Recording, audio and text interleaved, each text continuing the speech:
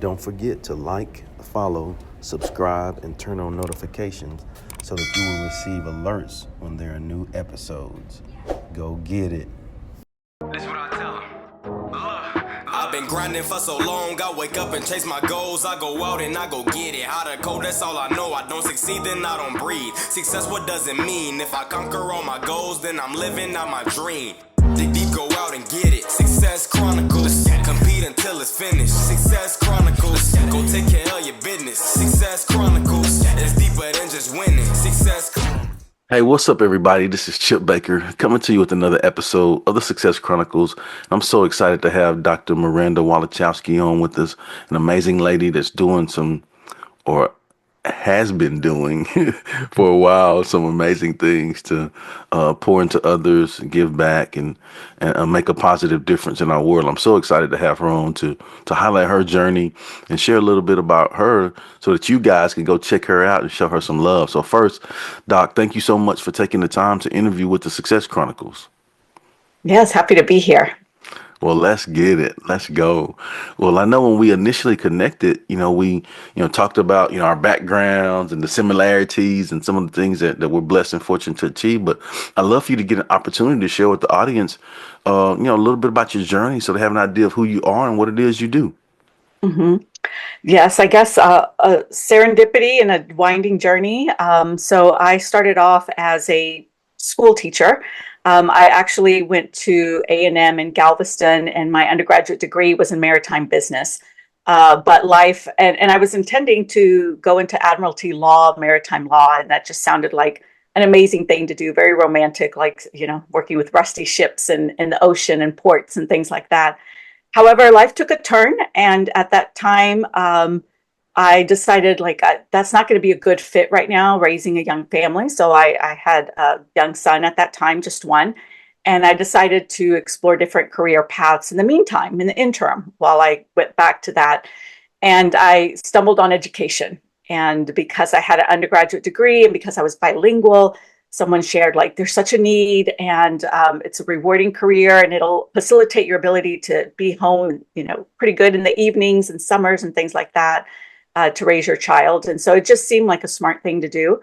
And once I got into education, I remember one time I had my friend's son in my class, and she and I would talk when she would pick him up. And she one day asked me something related to the work I was doing. And she later said, there's such passion in your words, and it seems like you really love what you do. And I thought, oh no, I'm going to get stuck here. This is not what I'm supposed to do. I'm supposed to become an admiralty lawyer and do that. But she was right. Her words really resonated with me, that there was something that was just drawing me deeper into education. At the same time, I was offered the opportunity. Texas A&M had a grant to train teachers to get a master's. And it was through TTVN. We didn't have Zoom at the time. And I had to go to the A&M campus in Galveston and Zoom into the central campus. And I thought, well, I love learning. Why not? And it'll make me a better teacher. And when I go back to law school, because I still thought that would be there, I could use this. Like, a master's is not going to hurt. And so I did the master's. And then towards the end of that, the professors that I had said, you have a real aptitude for this. Have you ever considered doing a doctorate? And then I thought, oh no, I'm going to get stuck here again. I'm supposed to go to law school and work with rusty ships and ports and things like that. And so I had a period of discernment, took that to prayer and thought about well, what is it that I find alluring in the law? And what is it that this degree in educational psychology could give me? And discerned, and then ended up at Texas A&M, doing my graduate studies, and then stayed on as faculty. And it's usually rare that you get to stay on as faculty, but there was such a demand. So I got to do that. And there I was in the teacher prep service, bilingual ESL, for a couple of decades. It's hard to believe how time flies. And during that time in 2015, I was looking at ways for, how do you develop people? Because I was doing workshops for teachers and administrators, and sometimes they would say things like, well, it's wonderful that you come and give us best practices, but when your home life is falling apart, when you don't get along with your team, when you don't trust your leadership, when you're feeling burnt out, when you're having trouble maintaining perspective, all of those best practices go in one ear and out the other. And I really appreciated that candor.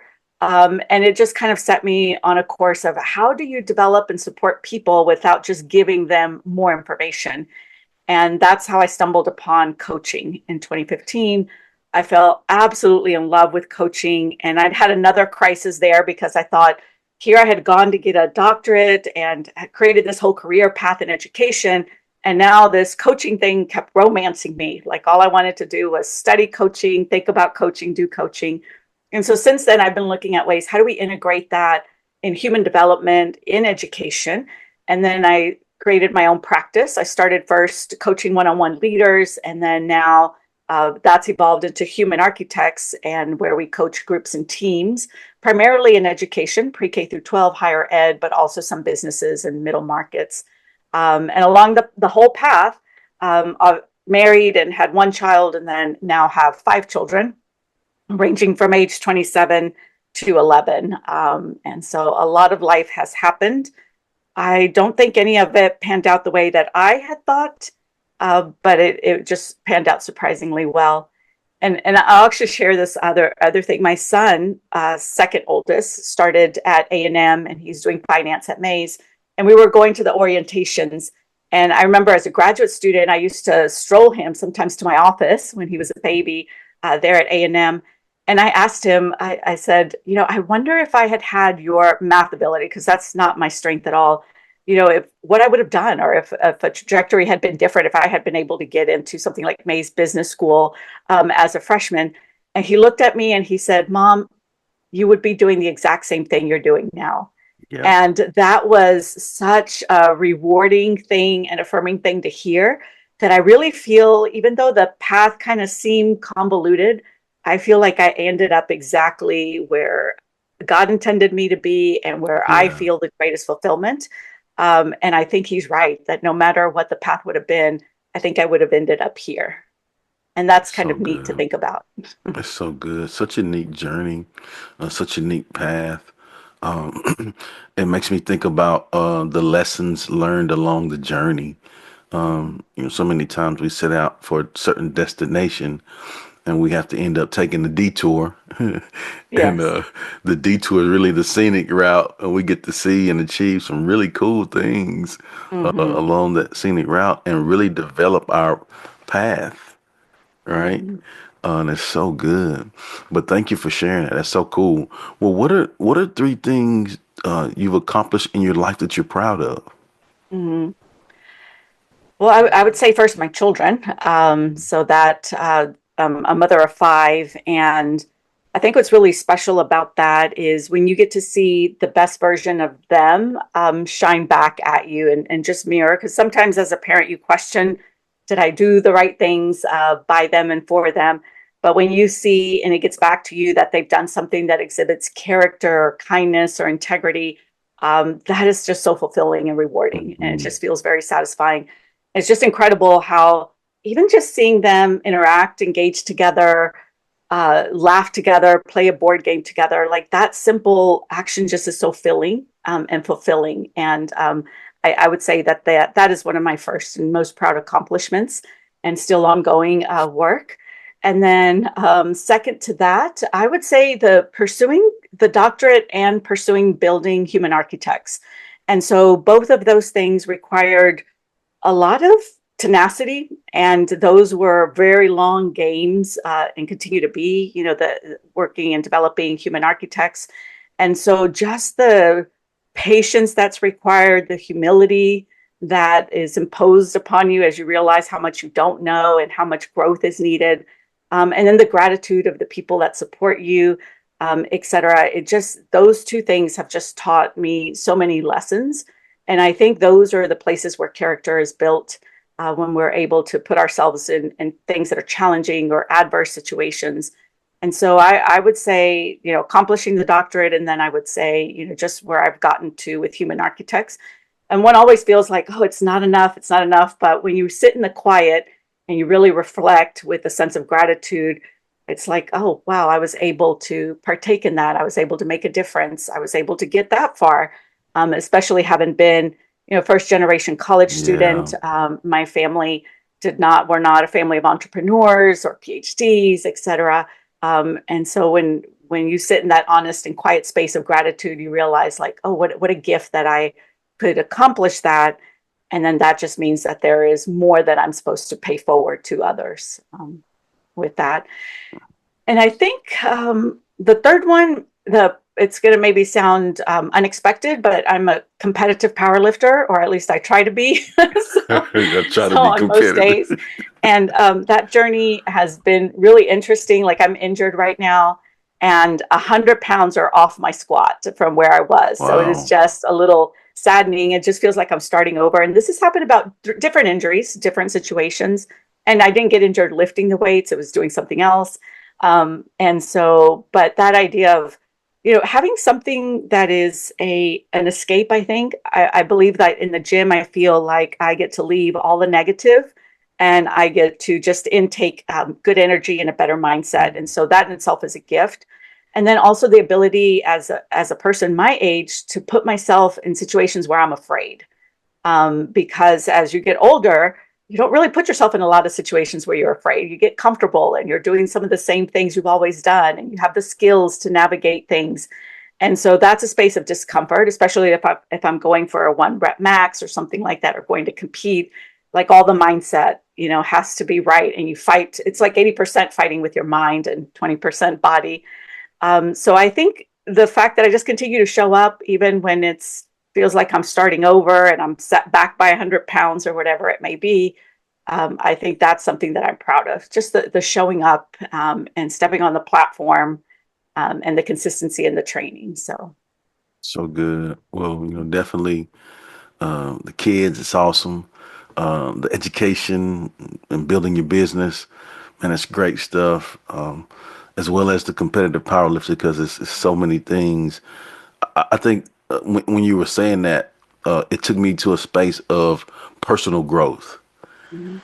right? Because it's always an opportunity for personal growth. And then when you have personal growth, i.e., getting comfortable with being uncomfortable, i.e., pushing yourself to do things that you're afraid of, it's amazing how you grow and become the best version of yourself so that you can give the best version of yourself to the people and things that you love and care about, i.e., kids and family, i.e., education, business, right? But it all starts with like being the best version of yourself.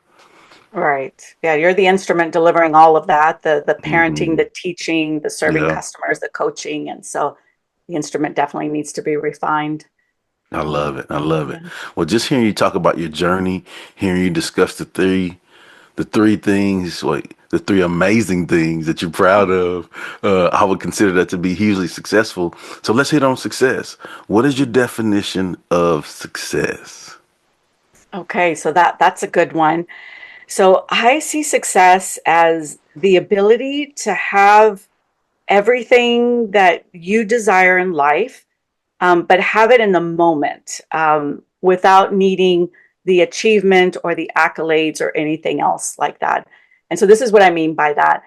So oftentimes I look at my life as if, and kind of like what my son said about me, that I'd be exactly in the same spot that I am, no matter what the journey is. And so here in this space, no matter what happens career wise, financially, or whatever, I'm already successful, and I desire the things that I already have in the life that I've created. And greater levels of success would only increase some of those things or decrease some challenges, but really appreciating and pining for and seeing yourself as successful and very grateful for where you are. And that meaning that the journey is the goal and the destination is not going to give me anything that I lack.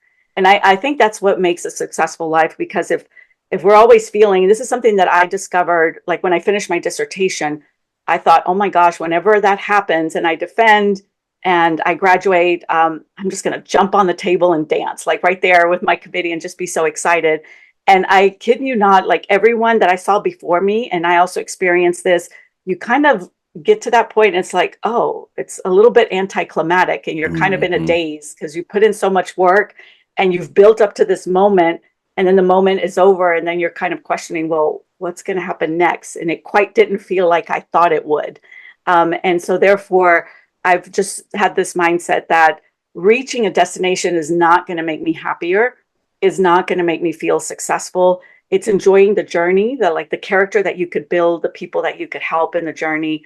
And it's feeling like you already have everything you need. Like life is already a miracle and a blessing, and you already have that abundance. And so I think that's the definition of success. But then there's a little contrary here. And so Scott Fitzgerald says that an intelligent person can have two contraries in their head and not go crazy. But the contrary is that there's also that desire to persist and achieve something, like a hunger, because I think that's what makes you feel alive. And so what I'm saying here is that success is feeling like you're abundantly blessed. You already have all that you need, and seeing it from that mindset, and that you're still having an opportunity to chase something, because that makes one feel alive. But in that chasing, it isn't about like, I need to have that in order to be fulfilled, happy, or successful. Like, I'll be successful when I have that. It's just that the chase in itself, like, you get to do that. And that is fun because it tests yourself, tests your limits. So hopefully that makes sense, because it is kind of two sides of a coin. It is that deep gratitude and content for what you have, but then also that hunger and ability to chase something. And I feel that if somebody has those two things, it's unequivocally a happy and a successful life. So maybe that sounded a little strange, but You know, I have one word in response for that definition that you gave, and that word is boom. oh, okay. Good. No, no, that's oh my gosh, like that's very well stated, broken down, like the whole thoughts behind it. I don't know, the actions behind it, and it's so true. But it takes experiencing some things to really understand that. Yes. Like Yeah. sometimes, like I can tell you, um, this, happy, success is happiness, success is this, but until you see, like you said, okay, I've achieved something that's really cool, but like, this is it. Right. Like this. Right. So really you revert back to, hey, it's those little increments. Hey, getting a 20-pound gain in your squat to get to Hmm. that 100, back to it. Like, just like the processes of getting up to go do that heavy lifting, right? Right. Waking up to go do that. So I love how you broke that down. So good. That's so Hmm. amazing. Thank you for sharing that. Yes. Yeah. So Thank what you I'd for like to asking. do, yeah, what I'd like to do now is just maybe I'll script here, just throw Mhm. some words or phrases at you, that maybe you just talk about what comes to mind or to heart, when Okay. you hear these words or phrases. You okay with that? Sounds great. Yes. All right. So just in knowing your background, in knowing you and knowing what you're about, I think this first phrase came up for me because I believe that you're all about having this in order Hmm. to achieve the amazing things that you've been blessed and fortunate to achieve in your life. So the first thing I want to give you is core principles. Hmm. Yes. Yeah, no, that's a great one. I actually, when I do team coaching or any coaching, we always go back to core principles. There's a book that I love that's called The Consilience of Knowledge, I think is if I have the right title. And what it is about is that all of knowledge boils down to certain principles. So, like if you're studying a new field or doing a new thing, once you understand what those principles are, and they're simple but maybe not easy to fulfill, but once you understand what they are and you live by that, that creates your success or your ability to master that. And so I believe that it is really important to be clear on what one's core principles are, and use that as a filter to make decisions, to engage in relationships, to conduct business, to connect with people, all of those things. And the core principles will come forward with an understanding of what it is that I want out of life and what is life expecting. If you're a spiritual person, I also, what does God want me to do? And so that informs the core principles. And then also your core values inform your core principles. So I always do core values exercise with the teams that I work with or the leaders that I work with, because that gives you an insight into the person. And then virtue that one wants to build. So we can't forget about that. And so once you have those and maybe some quippy mottos that you've been handed down generations or that you've developed in your life from your lived experience, then you have a nice set of, maybe 5 core principles to live by that will help you guide when things get convoluted, or even when you're facing 2 good choices. Like, how do you discern 2 good choices? You look back at what those principles are, and they will guide you right. So definitely good roadmap for success. Mm-hmm. I love that. All right. The next phrase I want to give you is living and learning. Okay, yes, that's a good one too, because I think learning is kind of my Achilles tendon as well, um, and that balance, because I love to learn. Like, put me in a Yeah. classroom, give me a book, put on a good podcast. Let's have a great conversation about, and I'm interested in whatever. Somebody could talk to me about the life cycle of the mosquito, and I would be all in. Like, tell me more. How does this equate to life? What's the metaphor here? Like, Yeah. I would be all Yeah. into it. Always carry a notebook around and a pen, because everything is a classroom. Every person is a classroom. And so what I wrestle with is sometimes there's time to put a pause on that learning and move more into action. And I think that's where the living comes in. And so I love the way that you put that, like living and learning. And so learning is that building capacity. And then a wise person can discern, like, I need to put a pause on the learning and trust that more is going to come, but it's time now to move more to action, and then start serving or giving or doing or testing or experimenting. And in that process, you're going to learn a whole lot more. And so it's creating that balance. And that's been one of the things that I've wrestled with in my life. Even just, working on my dissertation, my professors would say, you're not solving the world's problems. Like, get it going. You want a PhD needs to get done, so that you can graduate and get their dissertation. And so it's that idea of like, okay, sometimes you have to make that adjustment in the learning, move more into action, trusting that in the action, really good learning is going to happen as well. And so I All like the way right. you juxtapose those. Yeah, yeah, yeah.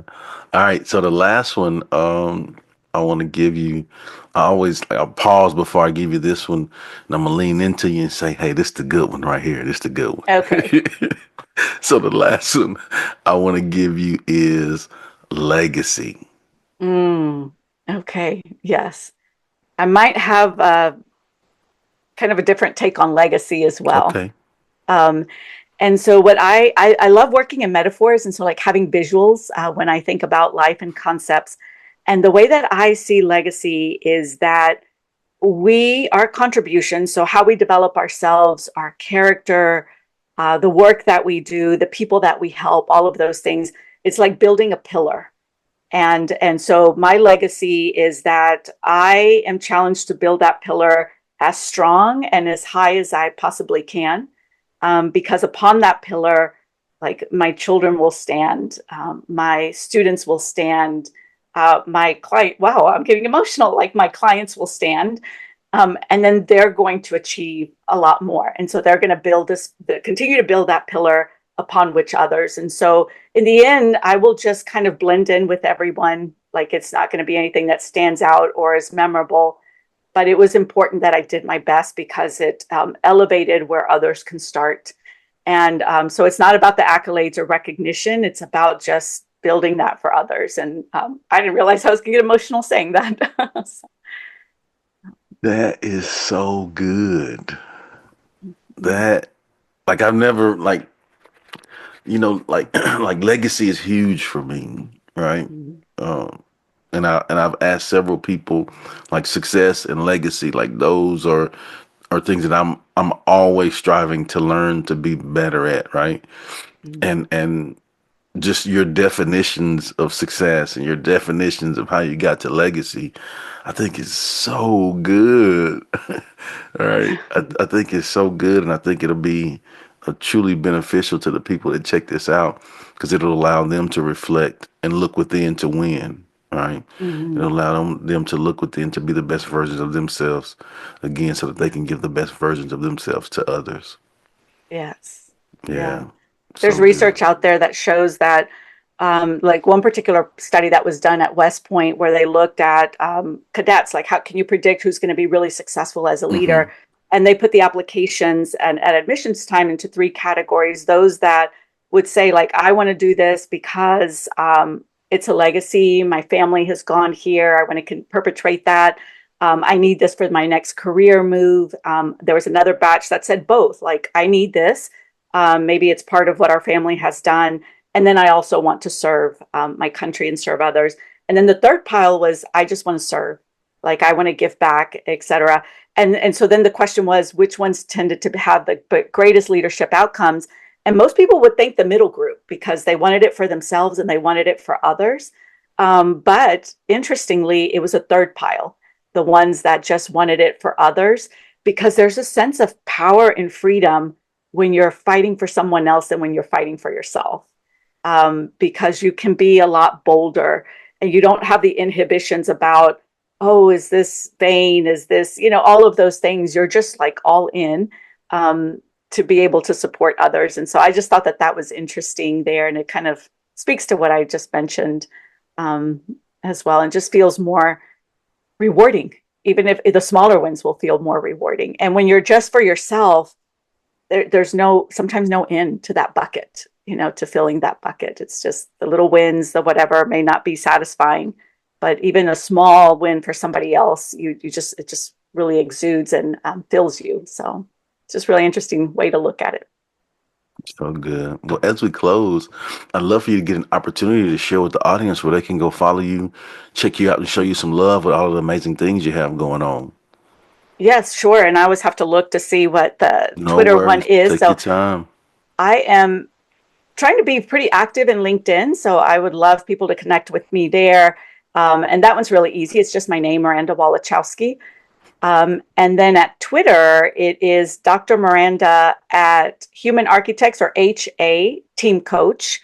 So that's the Twitter handle. And then I also have a YouTube channel as well. It's just Human Architects, easy to find there as well.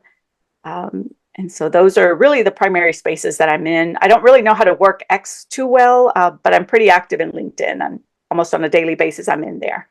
There you go. Well, again, I just want to say thank you so much for taking the time to interview with the Success Chronicles. Thank you for dropping some gems on us today. Truly Thank you for appreciate the it. conversation. Yeah, yeah, yeah. Thank you for doing it. And I wish you continued success. Thank you so much. All right. Well, thank you guys for checking out this episode. We'll see you next time. God bless. Go get it.